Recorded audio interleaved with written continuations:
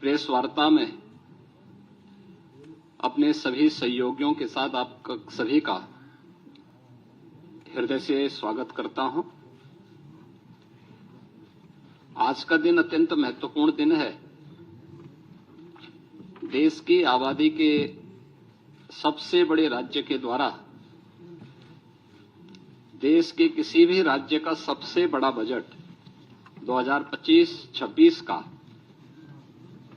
आज विधानसभा में प्रस्तुत किया गया है। 2025-26 के इस बजट की कुछ महत्वपूर्ण बातें जो हाइलाइट्स हैं वो क्या हैं, उनके बारे में ही मैं अवगत कराने के लिए यहां पर आपके बीच में आया हूं। आप में से सभी और या ज्यादातर मीडिया से जुड़े हुए बंधुओं ने माननीय वित्त मंत्री जी के बजट भाषण को सुना होगा। बहुत सारी बातें ऐसी होती हैं जो मतवार नहीं हो पाती हैं, लेकिन उनका उल्लेख या तो बजट भाषण पे चर्चा के दौरान हो पाता है या फिर उनका उल्लेख हम लोग इन सभी प्रकार की विशेष प्रेस वार्ता के माध्यम से ही कर पाते हैं। और इसलिए आवश्यक हो जाता है कि उस ओर भी आप सभी का ध्यान आकर्षित हो सके, जिससे जनता जनार्दन तक उन बातों को हम पहुंचा सकें जिसके लिए जनता जनार्दन बड़ी उत्सुकता के साथ प्रतीक्षा करती है। मैं जब 2025-26 का उत्तर प्रदेश का यह बजट आज विधानसभा में प्रस्तुत किया गया है तो मुझे बताते हुए प्रसन्नता की अनुभूति हो रही है कि आदरणीय प्रधानमंत्री श्री मोदी जी के मार्गदर्शन में उत्तर प्रदेश सरकार का यह हमारी सरकार का 9वां बजट है और पिछले 8 वर्ष के अंदर जो कुछ भी सरकार ने कदम बढ़ाए हैं, उत्तर प्रदेश के लिए उठाए हैं, उसके अच्छे परिणाम हम सबके सामने देखने को मिले हैं। मैं इस बजट के प्रस्तुतिकरण के लिए वित्त मंत्री सुरेश खन्ना जी को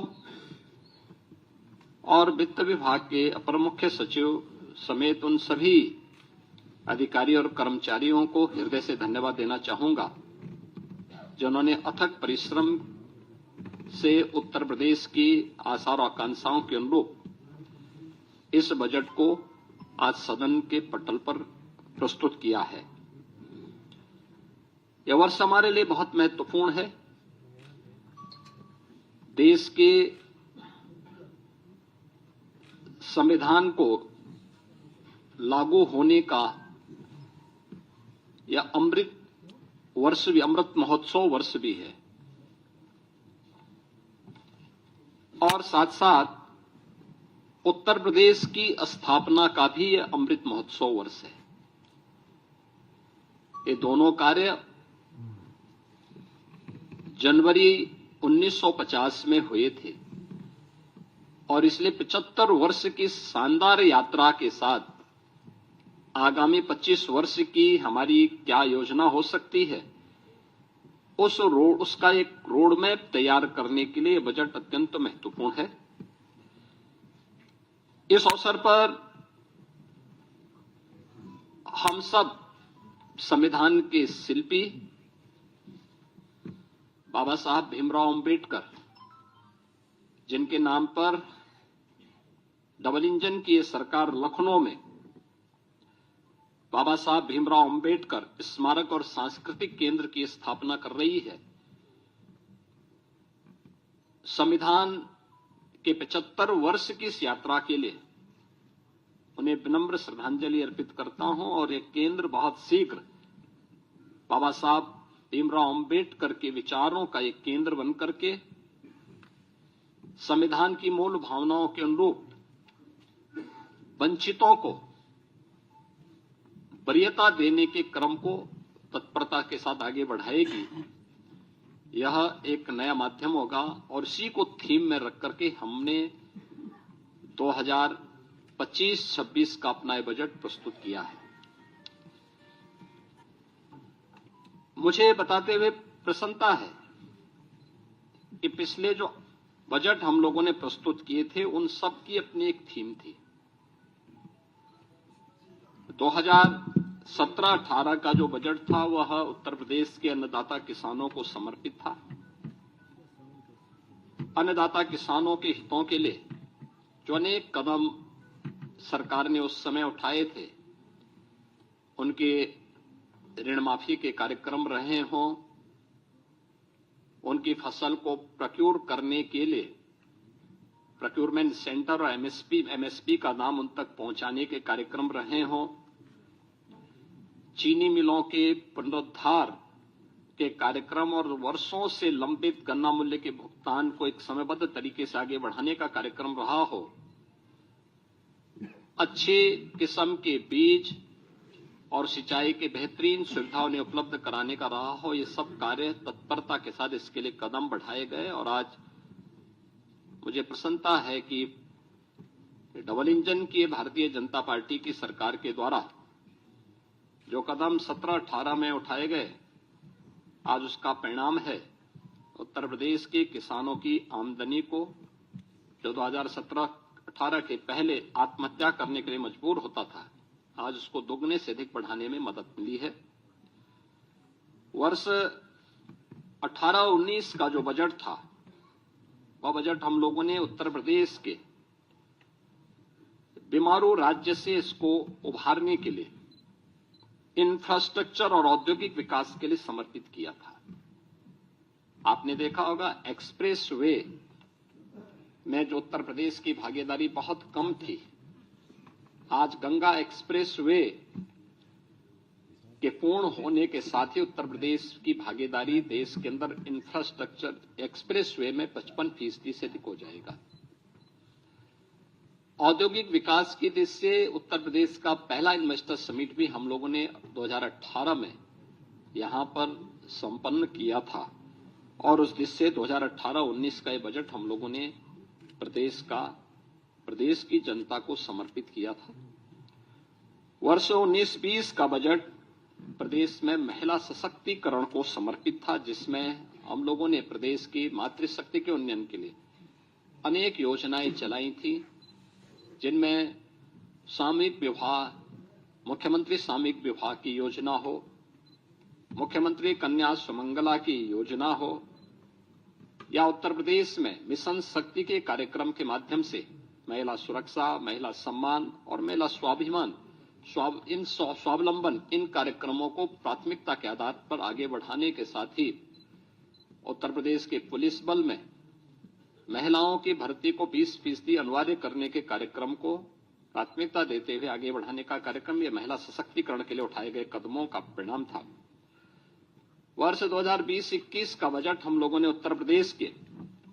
युवाओं को और उनके लिए अधिक से अधिक एम्प्लॉयमेंट बढ़ाने के लिए समर्पित किया था और इसमें 2 करोड़ युवाओं को टैबलेट और स्मार्टफोन के माध्यम से तकनीकी दृष्टि से सक्षम बनाने के कार्यक्रम को आगे बढ़ाने,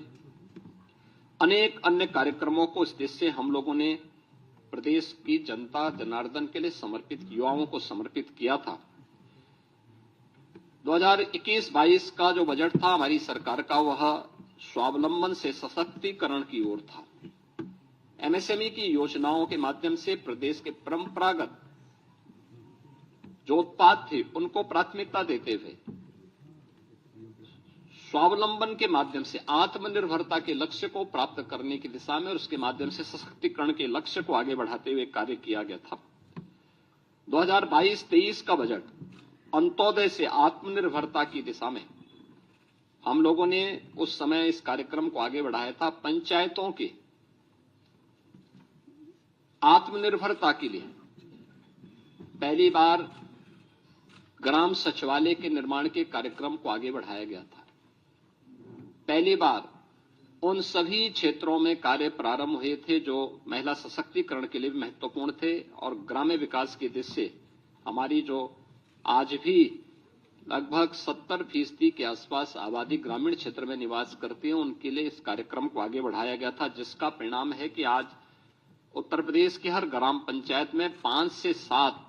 रोजगार सृजन की संभावना स्वतःस्फूर्त भाव के साथ वहां दिखाई देती है। 2023-24 का बजट उत्तर प्रदेश के अंदर एक त्वरित, सर्वसमावेशी और समग्र विकास के साथ आत्मनिर्भर उत्तर प्रदेश की नींव को सुदृढ़ करने वाला बजट प्रस्तुत किया गया था और 2025-26 का बजट एक राम राज्य के लिए समर्पित, लोक मंगल की कामना से समर्पित बजट था। तो 2025-26 के अंदर जो 2024-25 का हमारा बजट था, ये उत्तर प्रदेश के अंदर टूरिज्म में भी, ट्रेड में भी, टेक्नोलॉजी में भी एक नए उछाल लाने वाला बजट था। पहली बार 65 करोड़ से अधिक पर्यटक उत्तर प्रदेश के अंदर आए। 14 लाख से अधिक इसमें विदेशी पर्यटक भी थे और पर्यटन में जो उत्तर प्रदेश पहले तीसरे नंबर पर था, वह उसने 2019 के बाद से जो गति पकड़ी, वह नंबर 1 पर देश के अंदर आने में सफल हुआ है। और 2025-26 का जो बजट है, यह भारत की सनातन संस्कृति को समर्पित सर्वे भवन्तु सुखिनः की अवधारणा पर गरीब, अन्नदाता किसान, युवा, महिला के उत्थान को समर्पित है, जिसमें प्रधानमंत्री मोदी जी का विजन, जिसमें वंचित को वरेता, यानी वंचित को वरेता उसका एक थीम है, उसका केंद्रीय भाव है, इसको समर्पित है। इस बजट का जो दायरा है, जो कि वित्त मंत्री जी ने अपने बजट भाषण में भी कहा कि 8,08,736 करोड़ रुपये से अधिक का यह बजट है, जो 2024-25 की तुलना में 9.8% अधिक है। इसमें एक तरफ जो बजट का आकार में बढ़ोतरी ये राज्य के सामर्थ्य को प्रदर्शित करता है, तो दूसरी ओर यह बजट डबल इंजन सरकार की प्रतिबद्धता को भी दिखाता है। इस बजट में हमने 2,25,561 करोड़ 49 लाख रुपए कैपिटल एक्सपेंडिचर के लिए इसमें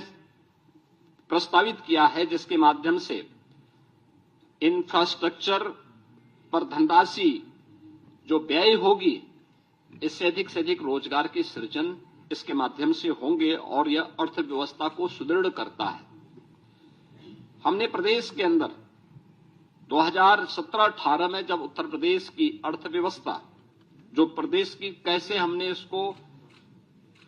बढ़ाने में सफलता प्राप्त की है, जो जीडीपी थी वह 12,89,000 करोड़ रुपए की थी, वह आज 24-25 में जो उसका अनुमान है वह 27,51,000 करोड़ रुपए होने का अनुमान वह है। और ये दिखाता है कि इसमें 3 वर्ष का कालखंड ऐसा था जब वैश्विक महामारी कोरोना जैसी त्रासदी का सामना करना पड़ा था, जो आर्थिक दृष्टि से अत्यंत पूरी दुनिया के लिए, केवल भारत के लिए नहीं या केवल यूपी के लिए नहीं, बल्कि पूरी दुनिया के लिए अत्यंत कठिन समय था। और आज उसी का परिणाम है कि 2016-17 में जिस उत्तर प्रदेश की अर्थव्यवस्था देश के अंदर 6ठी-7वीं अर्थव्यवस्था मानी जाती थी, आज उत्तर प्रदेश ने जो लंबी छलांग लगाई है, परिणाम है कि उत्तर प्रदेश आज देश का दूसरी बड़ी अर्थव्यवस्था के रूप में उभरा है। उत्तर प्रदेश के अंदर इसके लिए हमें रेवेन्यू लीकेजेज को समाप्त करने पड़े थे। टेक्नोलॉजी का अधिक से अधिक उपयोग किया गया था। हमें प्रदेश के अंदर राजस्व प्राप्ति के अपने नए साधन उपलब्ध करवाने पड़े थे। और मुझे बताते हुए प्रसन्नता है कि आज उत्तर प्रदेश ने जो कदम उठाए हैं, 22-23 हो, 23-24 हो या 24-25 के दौरान देश के सभी राज्यों में उत्तर प्रदेश का अपना एक महत्वपूर्ण स्थान रहा है और हम लोगों ने अपने राजस्व प्राप्ति करने के लिए जो कदम बढ़ाए हैं वह अत्यंत सराहनीय माने गए हैं पूरे देश के अंदर, और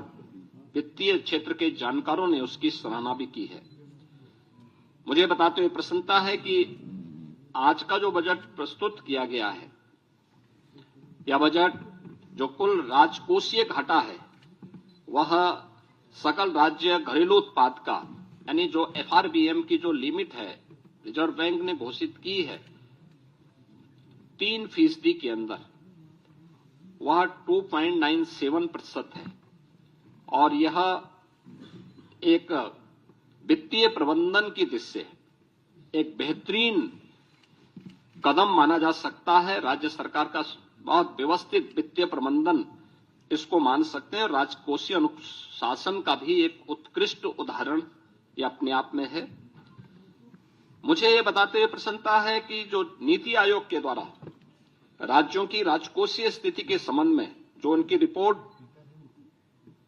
आई है, उस रिपोर्ट के अनुसार भी उत्तर प्रदेश को फ्रंट रनर यानी अग्रणी राज्य के रूप श्रेणी में रखा गया है। ये पहली बार आया है। 2018-19 से 2022-23 की अवधि में जो प्रदेश का जो फिजिकल हेल्थ इंडेक्स है वह 8.9 अंकों में इसमें बढ़ोतरी हुई है। व्यय की गुणवत्ता में सुधार हुआ है। 18 में 13वीं अवधि में पूंजीगत जो व्यय था वह 8.8% से 19.3% के मध्य रहा है और इस अवधि में यह अनुपात देश के प्रमुख राज्यों में औसत अनुपात से जो एवरेज रेशियो था उससे अधिक यूपी का रहा है। प्रदेश ने इस दौरान बेरोजगारी की दर को कम करने में सफलता प्राप्त की है और अत्यधिक रोजगार के सृजन करने में भी प्रदेश ने सफलता प्राप्त की है। उत्तर प्रदेश ने इस दौरान जो कदम बढ़ाए हैं, खासतौर पर अपने परंपरागत उत्पाद के लिए MSME सेक्टर पर वन डिस्ट्रिक्ट वन प्रोडक्ट ने पूरे देश के अंदर अपनी एक पहचान बनाई है। लगातार प्रयासों से प्रदेश ने पिछले 8 वर्षों में 45 लाख करोड़ रुपए के निवेश प्रस्ताव प्राप्त किए हैं, जिनमें से अब तक हम लोग 15 लाख करोड़ रुपए से अधिक के निवेश प्रस्ताव को जमीनी धरातल पर उतारने में हमें सफलता प्राप्त हुई है और इसके माध्यम से हमने 60 लाख से अधिक उत्तर प्रदेश के युवाओं को सीधे नौकरी प्रदान करने में भी सफलता प्राप्त की है। हमने बजट में इस बार के बजट में 28,478 करोड़ और 31 लाख रुपए नई मदों के लिए हमने प्रावधानित किया है, जिसमें अवस्थापना विकास के लिए 1,79,131 करोड़ 4 लाख रुपए प्रस्तावित किया है, जो कुल बजट का 22% है। इसमें ऊर्जा क्षेत्र के लिए, सिंचाई के लिए, भारी और मध्यम उद्योग के लिए, नगर विकास के लिए, आवास एवं शहरी नियोजन के लिए और नागरिक उड्डयन के लिए यानी एयर कनेक्टिविटी को और बेहतर बनाने के लिए यह कदम बढ़ाए गए हैं। शिक्षा क्षेत्र में कुल बजट का उत्तर प्रदेश के अंदर शिक्षा के लिए 1,06,360 करोड़ रुपए का प्रावधान किया गया है, यानी जो कुल बजट का 13% है। आप देखते होंगे कि अक्सर शिक्षा के लिए 6% बजट की मांग होती है। उत्तर प्रदेश देश के उन राज्यों में जो 13% केवल शिक्षा पे खर्च कर रहा है। कृषि क्षेत्र में हम लोगों ने जो बजट के लिए प्रावधान किया, जिसमें कृषि और उसके सहायक सेक्टर हैं, जिसमें कृषि है, उद्यान है, पशुधन है, दुग्ध विकास का है, मत्स्य है, सहकारिता है, ग्राम्य विकास, पंचायती राज, नमामि गंगे और ग्रामीण जलपूर्ति का है। इसमें 89,353 करोड़ रुपए प्रस्तावित किया है, जो कुल बजट का 11% है। चिकित्सा क्षेत्र के लिए यह सेक्टर अत्यंत महत्वपूर्ण सेक्टर है। इसके लिए भी प्रदेश सरकार ने 50,550 करोड़ रुपए का प्रावधान किया है, जो कुल बजट का 6% है। इसी प्रकार से हम लोगों ने जो यूनियन बजट में जो अभी केंद्रीय बजट जो देश की संसद में अभी पारित हुआ है, इसमें प्रत्येक जनपद में कैंसर डे केयर सेंटर की घोषणा की गई है और इसके लिए उत्तर प्रदेश सरकार ने अपने प्रस्ताव को भी किया है और बजट में हमने उसके लिए आवश्यक धनराशि की व्यवस्था भी की है कि जिससे हर एक जनपद में हम एक पहले ही फेज में कैंसर रोगियों के लिए डे केयर सेंटर की स्थापना करने की दिशा में कदम बढ़ा सकें। यह हम लोगों ने इस दिशा में आगे बढ़ाया है। मुझे बताते हुए प्रसन्नता है कि इस बजट में होमगार्ड, पीआरडी जवान, ग्राम चौकीदार, शिक्षा मित्र, बेसिक शिक्षा विभाग के अनुदेशक, आशा वर्कर, आंगनबाड़ी, एएनएम और संविदा से जुड़े हुए उन सभी कार्मिकों को जितने भी स्वच्छता के कार्यक्रम के साथ जुड़े हुए कार्मिक हैं, इन सभी कार्मिकों को हम लोगों ने अनिवार्य रूप से 5 लाख रुपए के आयुष्मान भारत का कवर हर वर्ष देने की एक बड़ी योजना को भी आज के इस बजट में उसका प्रावधान किया है और इसमें 5 लाख रुपए तक की उनको निःशुल्क स्वास्थ्य की सुविधा उत्तर प्रदेश में मुख्यमंत्री जन आरोग्य योजना के माध्यम से देने की घोषणा इसमें की गई है। मुझे बताते हुए प्रसन्नता है कि समाज कल्याण विभाग के लिए बजट में 35,863 करोड़ रुपए की व्यवस्था की गई है, जिसमें अनुसूचित जाति, जनजाति, पिछड़ा वर्ग, दिव्यांगजन सशक्तिकरण, महिला और बाल विकास के लिए यह धनराशि उपयोग में आएगी। छात्रवृत्ति के लिए 4,720 करोड़ रुपए की व्यवस्था की गई है और निर्धन व्यक्तियों की पुत्रियों की शादी के लिए 900 करोड़ रुपए की व्यवस्था और सामाजिक पेंशन के लिए जो व्यवस्था की जाती है उसमें 13,448 करोड़ रुपए का प्रावधान इसमें किया गया है। मित्रों, इंफ्रास्ट्रक्चर के लिए अब उत्तर प्रदेश अपने एक सुदृढ़ रेवेन्यू सरप्लस स्टेट के माध्यम से बीमारू राज्य नहीं है। डबल इंजन की सरकार ने 8 वर्ष में जो सामूहिक रूप से प्रयास आगे बढ़ाए थे, आज उसका परिणाम है कि हम भारत की डेवलपमेंट में ग्रोथ इंजन की भूमिका के रूप में एक प्रगतिशील राज्य के रूप में आगे बढ़े हैं। इस बार हमने बजट में 4 नए एक्सप्रेस वे की भी घोषणा की है, जिसमें आगरा लखनऊ एक्सप्रेस वे से गंगा एक्सप्रेस वे से आगरा लखनऊ एक्सप्रेस वे तक यानी बाया हरदोई फर्रुखाबाद तक, इसको हम लोगों ने एक तो इसके लिए बजट का प्रावधान किया है। दूसरा, गंगा एक्सप्रेस वे को प्रयागराज से मिर्जापुर, वाराणसी, चंदौली और पूर्वांचल एक्सप्रेस वे के साथ जोड़ते हुए फिर पूर्वांचल एक्सप्रेस वे को इसी मार्ग से ले जाते हुए शक्तिनगर सोनभद्र तक जोड़ने के लिए भी एक घोषणा इसके साथ हम लोगों ने की है, जिसमें बिंद एक्सप्रेस वे के रूप में हम इसको जोड़ने जा रहे हैं। गंगा एक्सप्रेस वे को मेरठ से हरिद्वार तक जोड़ने के लिए भी हम लोगों ने इसमें आज के इस बजट में इसके लिए धनराशि की व्यवस्था की है और गंगा एक्सप्रेस वे को ही हम लोगों ने बुंदेलखंड एक्सप्रेस वे के साथ जोड़ने के लिए भी धनराशि की व्यवस्था आज के इस बजट में प्रस्तावित की है। प्रयागराज में महाकुंभ के अवसर पर इस बार हमारे जो अनुभव रहे हैं उसको देखते हुए हम लोगों को ये अनुभव हुआ है कि वहां पे आवागमन को और सुगम बनाने के लिए 2 नए ब्रिजेज बनाने बहुत आवश्यक हैं। एक शास्त्री ब्रिज के साथ पैरेलल गंगा नदी के ऊपर और एक यमुना नदी के ऊपर जो नैनी में सिग्नेचर ब्रिज है उसके पैरेलल एक नए ब्रिज बनाने के लिए इसके लिए भी धनराशि की व्यवस्था हमने यहां पर की है। मुझे बताते हुए प्रसन्नता है कि मॉडर्न टेक्नोलॉजी में लखनऊ को आर्टिफिशियल इंटेलिजेंस के एक केंद्र के रूप में, एक हब के रूप में विकसित करने के लिए भी धनराशि की व्यवस्था यहां पर की गई है। इसके अलावा प्रदेश के अंदर प्रत्येक मंडल स्तर पर प्रदेश सरकार ने एक एक कन्वेंशन सेंटर, ये कन्वेंशन सेंटर जो भी हमारे बनेंगे जिसमें बड़े पैमाने पर हम लोग वहां के सार्वजनिक कार्यक्रमों को आयोजित कर सकेंगे, इनके निर्माण के लिए हम लोगों ने धनराशि का प्रावधान किया है। और ये सभी नगर निगमों में, खासतौर पर प्रदेश के अंदर सभी नगर निगमों में और खासतौर पर उन नगर जो हमारे कमिश्नरी हेडक्वार्टर हैं उन पर पहले चरण में हम इसको करने जा रहे हैं। प्रत्येक ग्राम पंचायत में एक उत्सव भवन बनाने के कार्यक्रम को भी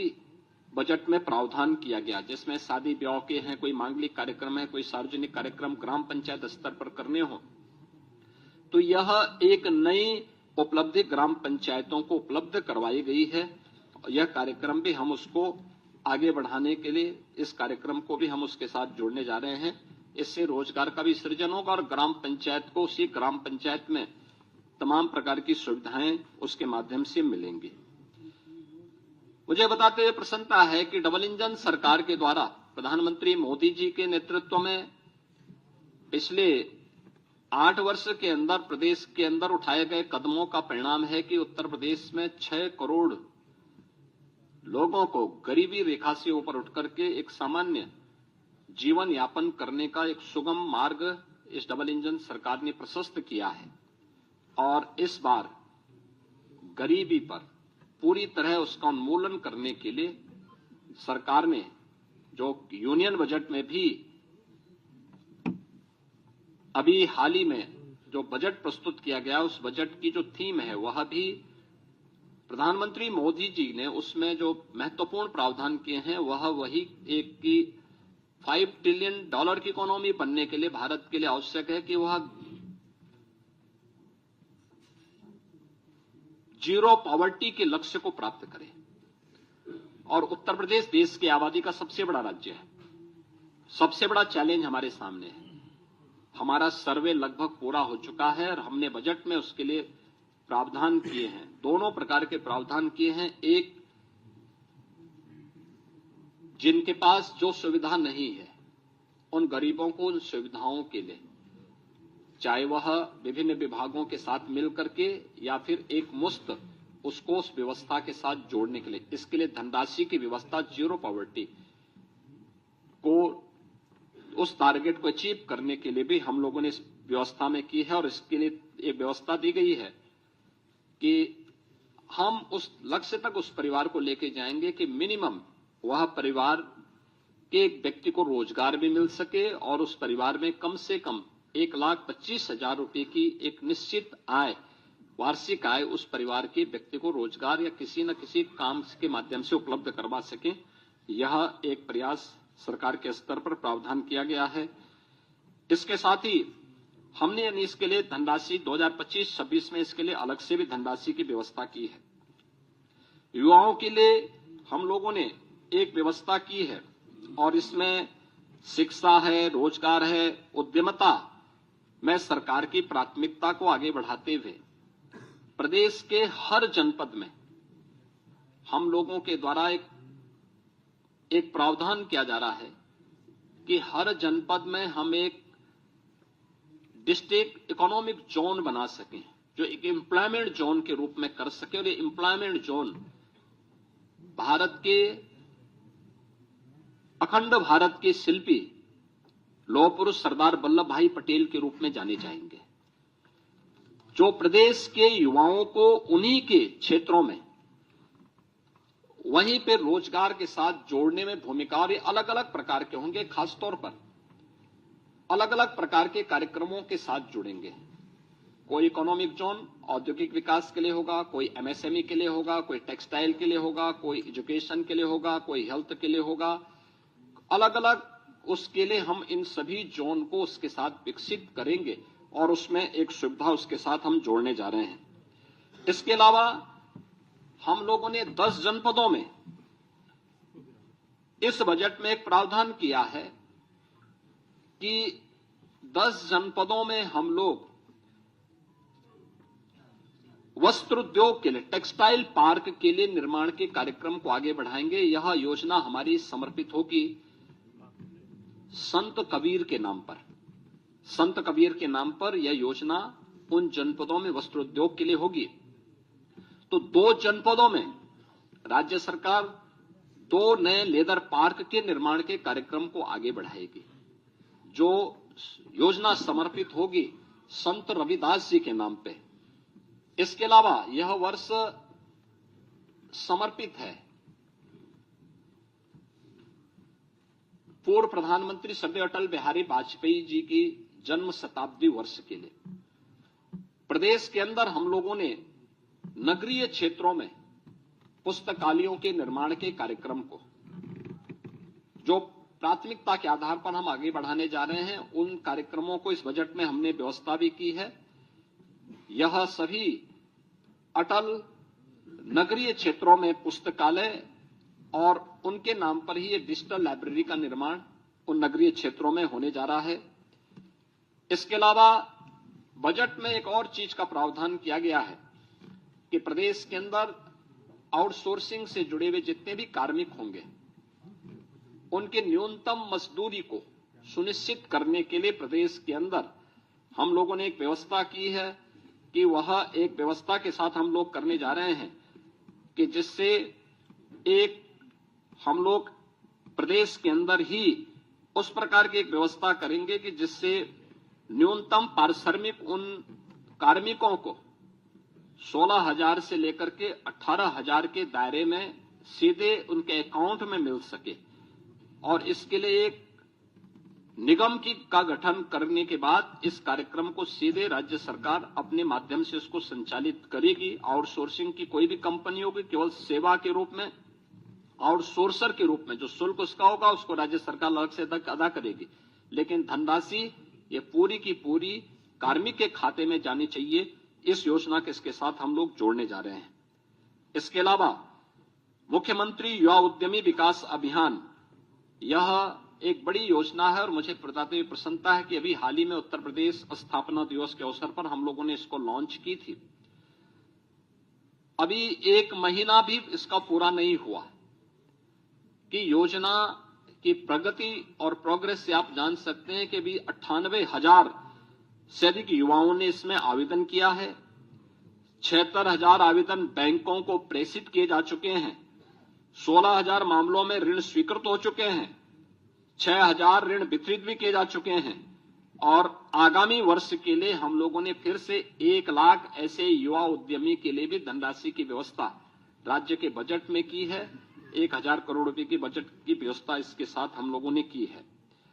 उत्तर प्रदेश वानिकी के क्षेत्र में हम लोगों ने काफी प्रगति की, यानी वन आच्छादन उत्तर प्रदेश के अंदर बढ़ा है। और वन आच्छादन बढ़ाने के जिस लक्ष्य को देश के अंदर जिन राज्यों ने सर्वाधिक प्रगति की है, पिछले 8 वर्ष में हमारी सरकार ने 210 करोड़ वृक्षारोपण के बृहत लक्ष्य को प्राप्त किया है। गत वर्ष देश के अंदर एक पेड़ मां के नाम, इस कार्यक्रम को भी हमने बहुत अच्छे ढंग से आगे बढ़ाया था, जिसमें 36 करोड़ से अधिक वृक्षारोपण के कार्यक्रम को हम लोगों ने आगे बढ़ाया। इस पे रिसर्च के लिए एक नए विश्वविद्यालय की स्थापना के लिए और साथ साथ वानिकी विश्वविद्यालय के साथ साथ वो औद्यानिक भी बन सके, यानी औद्यानिक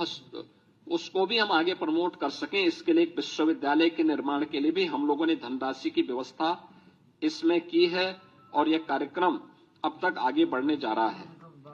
खासतौर पर एक नया कार्यक्रम अन्नदाता किसानों के लिए जो हम करने जा रहे हैं, उन्नत किस्म का बीज उन्हें प्राप्त हो। यह लखनऊ में हम लोग उसे एक सीड पार्क का निर्माण करने जा रहे हैं। यह सीड पार्क भारत के पूर्व प्रधानमंत्री और किसानों के मसीहा चौधरी चरण सिंह जी के नाम पर समर्पित होगा। और इसके लिए भी 250 करोड़ 251 करोड़ रुपए की व्यवस्था हम लोगों ने इस बजट में इसका प्रावधान किया है। अन्नदाता किसानों के लिए हम लोगों ने 26 जनपदों में यूपी एग्रीज के अंतर्गत 4,000 करोड़ रुपए की निवेश करके कृषि क्षेत्र में क्रांतिकारी बदलाव लाने के लिए एक कार्यक्रम को आगे बढ़ाया है। ऐसे ही छाता की चीनी मिल को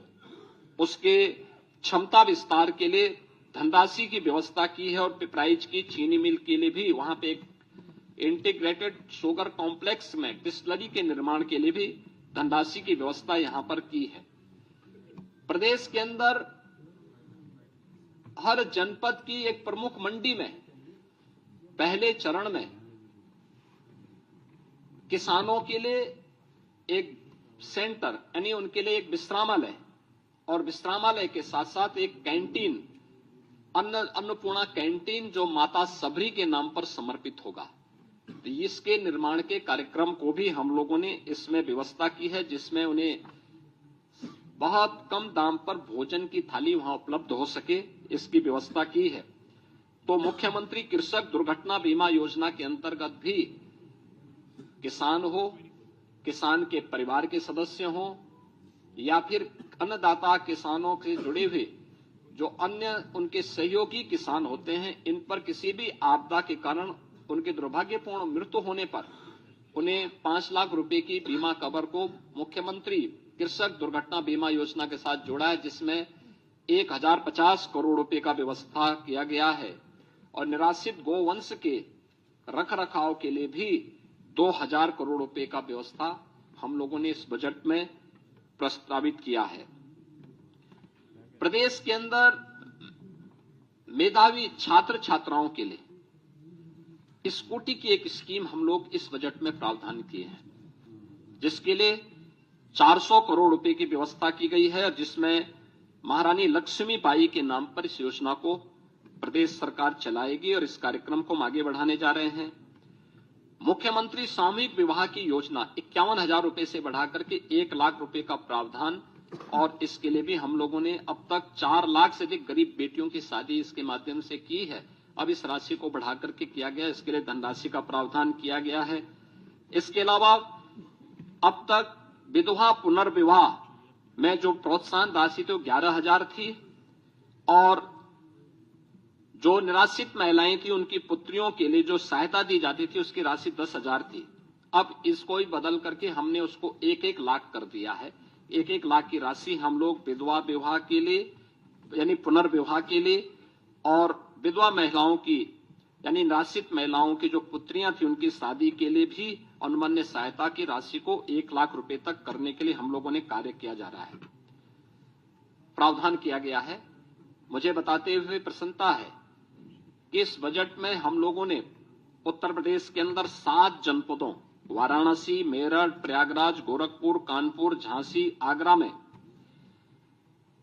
श्रमजीवी महिलाओं के लिए यानी कामकाजी महिलाओं के लिए हॉस्टल बनाने के कार्यक्रम को भी इस बजट में प्रावधान किया है। यह योजना समर्पित होगी पुण्य श्लोका माता अहिल्याबाई होलकर के नाम पर। माता अहिल्याबाई होलकर का ये 300वां जन्म जयंती वर्ष है, उनकी स्मृति को नमन करते हुए योजना हम इसके साथ करने जा रहे हैं और इसके साथ ही आंगनबाड़ी कार्यकर्ती और सहायकों के अतिरिक्त मानदेय के लिए भी 971 करोड़ रुपए की व्यवस्था इस बजट में हम लोगों ने यहां पे प्रावधान किया है। आस्था को सम्मान देने के लिए भी प्रदेश सरकार ने इस बजट में काफी प्रावधान किए हैं और महाकुंभ की सफलता आप सबके सामने है।